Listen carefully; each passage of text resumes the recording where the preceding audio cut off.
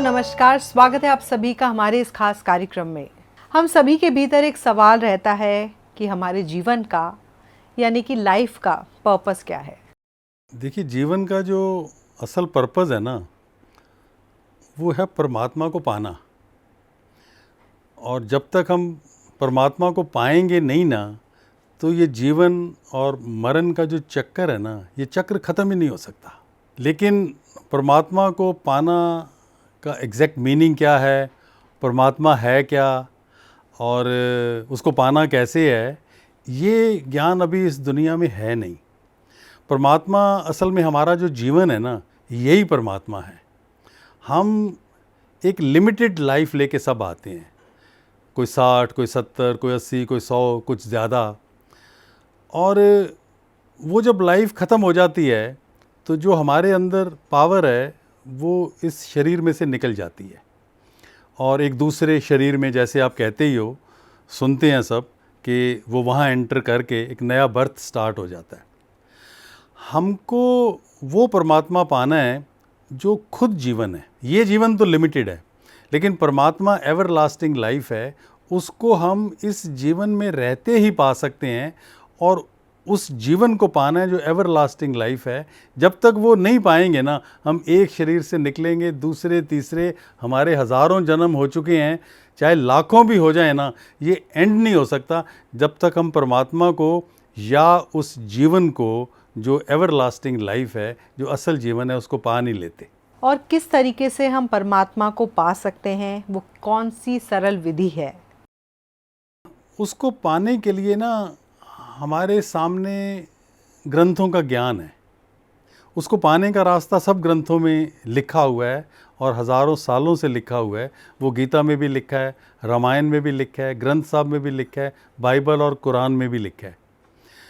लेकिन वो रास्ता ह्यूमन माइंड अंडरस्टैंड ही नहीं कर सका। ग्रंथ पढ़े जा रहे हैं हज़ारों सालों से, हमको वो बात नहीं समझ आई। हम पढ़ रहे हैं लेकिन हम समझ नहीं पा रहे हैं कि अब करना क्या है, इसलिए हम वो नहीं कर रहे जिसको करके हम उस परमात्मा को या उस हमेशा के जीवन को पा सकते हैं। हमको ग्रंथों में लिखे हुए ज्ञान को समझना है और उसको फिर धारण करना है समझ के, और वो ज्ञान खुद ही जीवन है।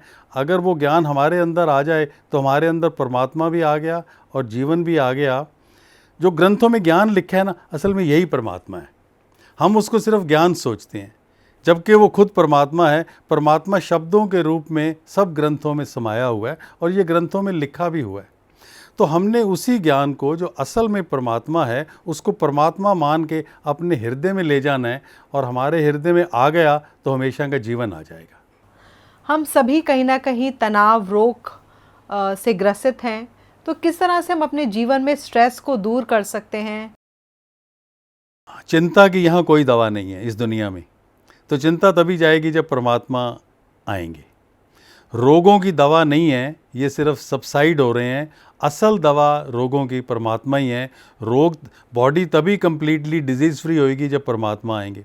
सिमिलरली जो दुख आ जाते हैं, दुखों की भी कोई दवा नहीं है। दुख भी परमात्मा के आने से जाएंगे।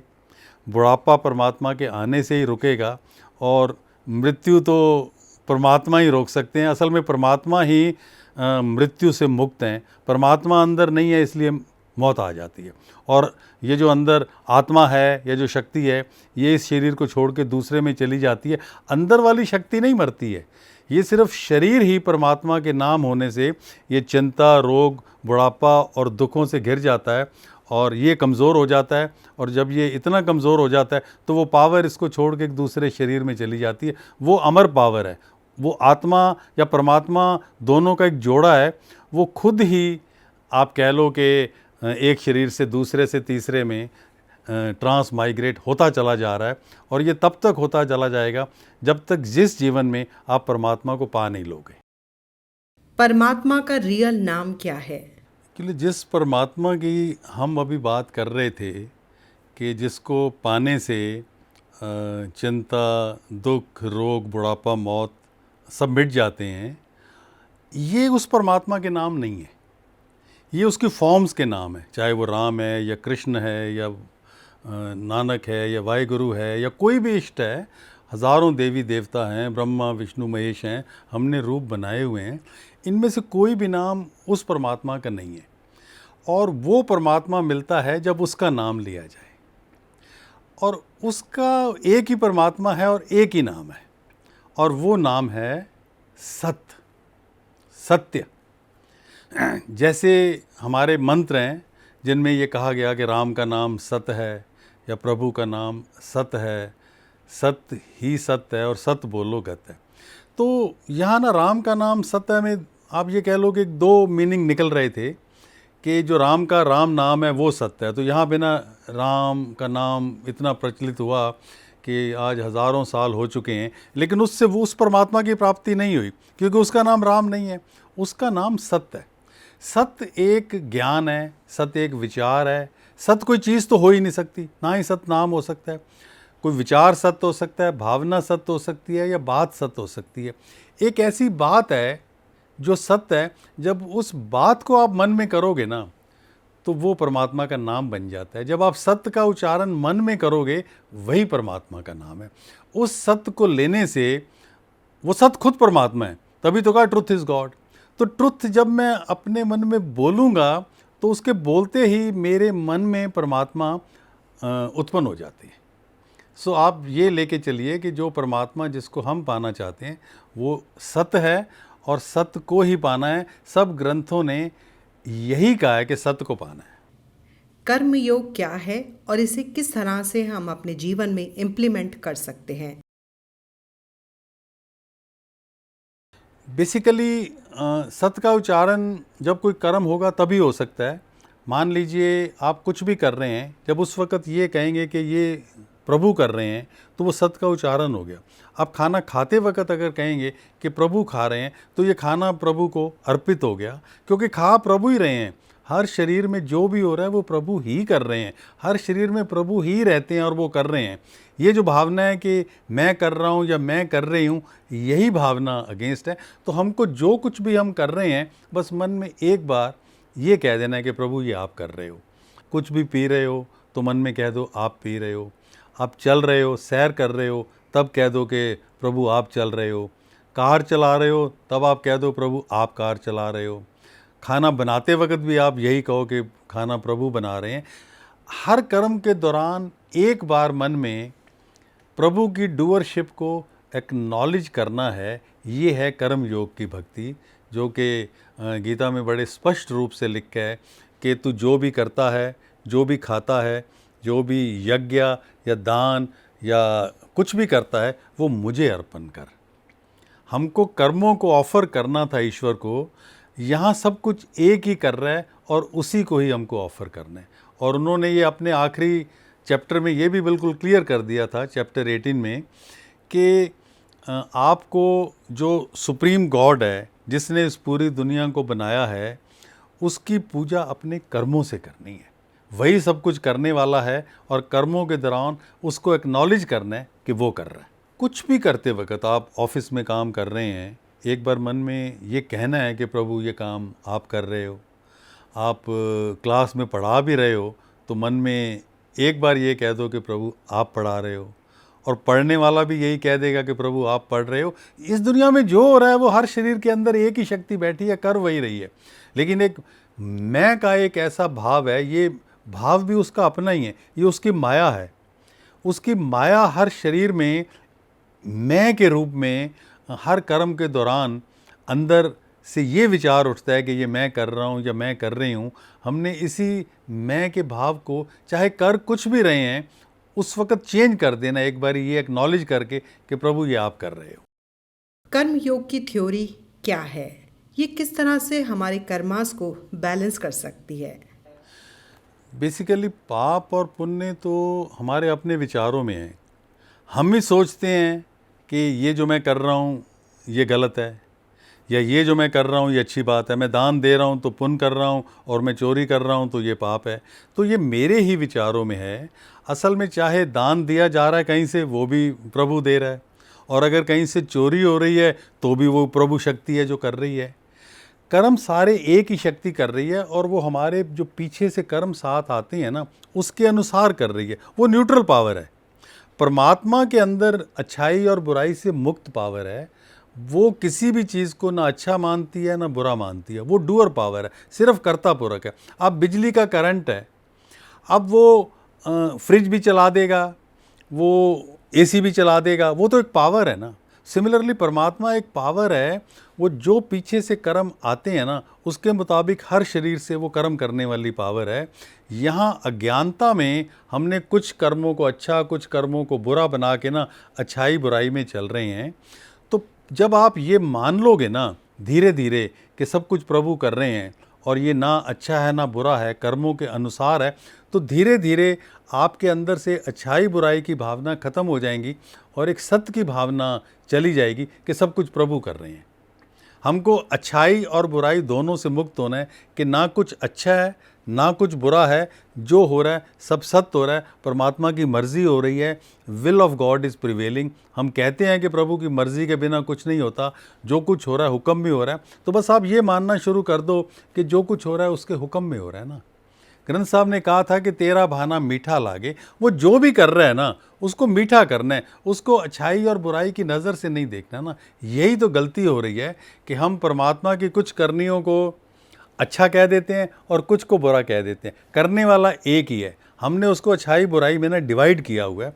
उस डिवाइड को ख़त्म करके हमने ये मानना है कि जो कर रहा है प्रभु वही ठीक है।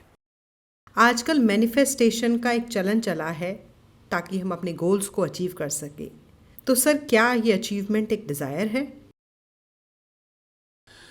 देखिए क्या है कि ये जो हमारी अंदर डिज़ायर्स हैं या हम चाहते हैं कि लाइफ में ये भी हो जाए ये भी हो जाए, ये हर एक के अंदर हैं।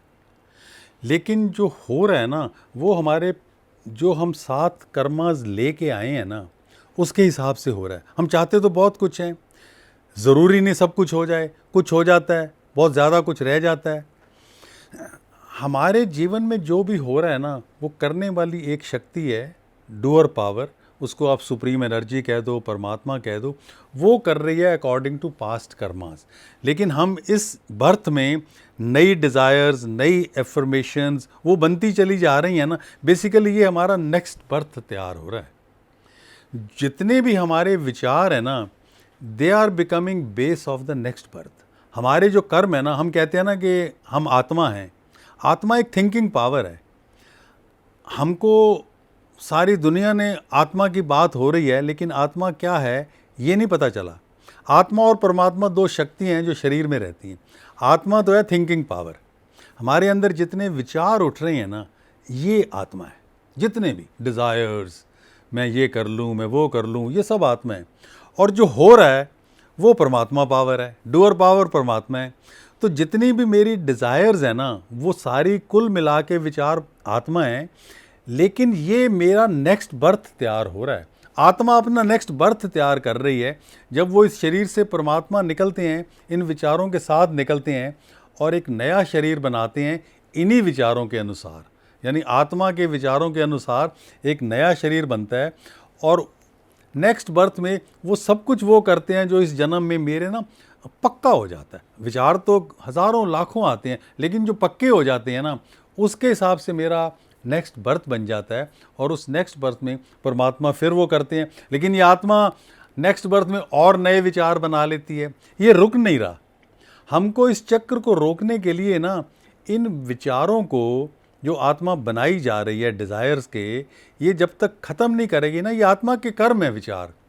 ये जब वो परमात्मा को एक्नॉलेज करेगी ना कि परमात्मा कर रहे हैं, मैं कुछ नहीं कर रहा या मैं कुछ नहीं कर रही, तो ये कर्म ख़त्म हो जाएंगे। और सारी डिज़ायर्स भी और थॉट्स भी जब परमात्मा को ये समर्पित कर देगी कि ये आपके ही हैं, आपने करना है जो करो, तो ये बिल्कुल फ्री हो जाएगी। तो इसका नेक्स्ट बर्थ आएगा ही नहीं, क्योंकि कर्म खत्म हो जाएंगे। किस तरह से कर्म योग की विधि सरल है और इसके डूज एंड डोंट्स क्या हैं? इस मेथड में डूज एंड डोंट्स नहीं है, क्योंकि आपने अपनी लाइफ में जो भी कर रहे हो वही करते रहिए। जैसा भी आपका लाइफ स्टाइल है, लाइफ स्टाइल नहीं चेंज करना, ना खाने में चेंज करना है। आप वेजिटेरियन हो वेजिटेरियन रहो, आप नॉन वेजिटेरियन हो आप नॉन वेजिटेरियन रहो, आप ड्रिंक करते हो आप करते रहो, आप नहीं करते हो आप मत करो। आप कर रहे हो तो कह दो प्रभु कर रहे हैं। आप वेजिटेरियन हो, आप वेजिटेरियन हो और ये मानोगे ना कि खाना मैं खा रहा हूँ, तो वो खाना जहर बन जाता है, क्योंकि अंदर जो है मैं का जो विचार है ना, यही तो अंदर जहर बन रहा है, ये पॉइजन बन रही है। और जब आप कुछ भी खाओगे, चाहे वो नॉन वेजिटेरियन भी है, अगर आप कहोगे कि प्रभु खा रहे हैं, तो ये अमृत बन जाता है। ये बाइबल में उन्होंने ये कहा कि if you will drink from my mouth you will become like me and you will have eternal life. तो बेसिकली कुछ भी चीज़ की मनाही नहीं है, डूज नहीं है, डोंट्स नहीं है। आप जो कर रहे हो सरल भाव से करते रहो, लेकिन मन में ये कहते रहो कि ये प्रभु कर रहे हैं। एक्नॉलेज हमने दो चीज़ों को करना है। एक तो ये करना है कि हर कर्म प्रभु कर रहे हैं, जो कि सत्य है। ये एक्नॉलेज करने से ही अंदर सत्य डेवलप होता है, और सत्य खुद परमात्मा है और वो प्रकाश रूप है। मैंने जैसे ये भी बताया था कि जब आप ये 4 हफ्ते इसकी प्रैक्टिस करते हो, तो आपके अंदर इतना परमात्मा प्रकाश रूप में डेवलप हो जाता है कि आपको अपनी खुली आँखों से नज़र आना शुरू हो जाएगा। बेसिकली परमात्मा के मार्ग पे परमात्मा सबसे पहले दर्शन देते हैं। ये पहली निशानी है कि मैं परमात्मा के और ग्रंथों के ठीक मार्ग पे हूँ। तो 4 हफ्ते जब आप इसको करेंगे, तो आपको अपनी खुली आँखों से उस प्रकाश के विजन अपनी आँखों से हो जाएगा, जिसके बारे में हर ग्रंथ ने कहा है कि वो प्रकाश रूप है, वो ज्योति स्वरूप है, वो लाइट है। तो वही लाइट आपके अंदर डेवलप हो जाएगी और आप उसको देखना शुरू कर दें।